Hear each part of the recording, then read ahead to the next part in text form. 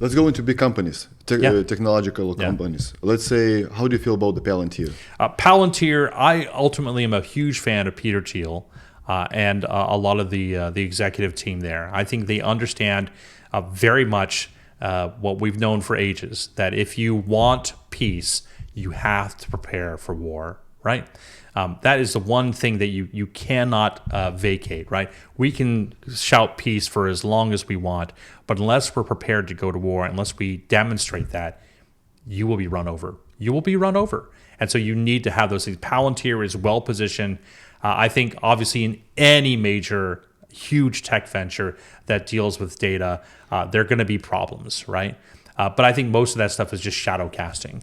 I think I've never actually, no one actually plays with their tools because it's not public. It's towards that. But I know the vague outlines of what they do there, and I love that the government is using those tools to help them make decisions on things. So for the audience that have, maybe they have heard the name Palantir, but they have no idea what the Palantir is doing. What Palantir does? Palantir brings together a bunch of repositories, data, analysis, AI tools, and a spectrum of different hosted tools that government and other agencies use to make decisions.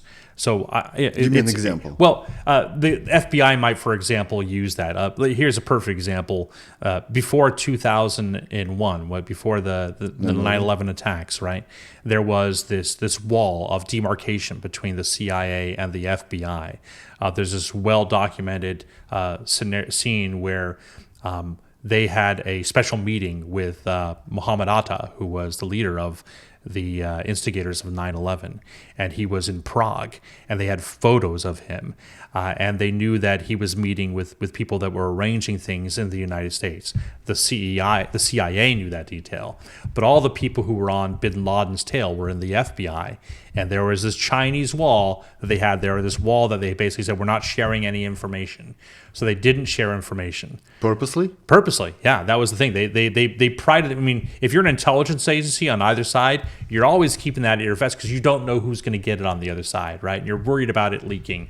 And so there wasn't a lot of sharing going on, and there was a lot of competition. Very, very bad competition, as it turns out, because once the towers came down, the CIA went over to one of the lead FBI investigators and handed him a picture of Muhammad Atta.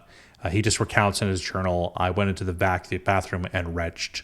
He just threw up. He knew that if he had that photo and he knew that Muhammad Atta was there, they may have put some pieces together and stopped the attack.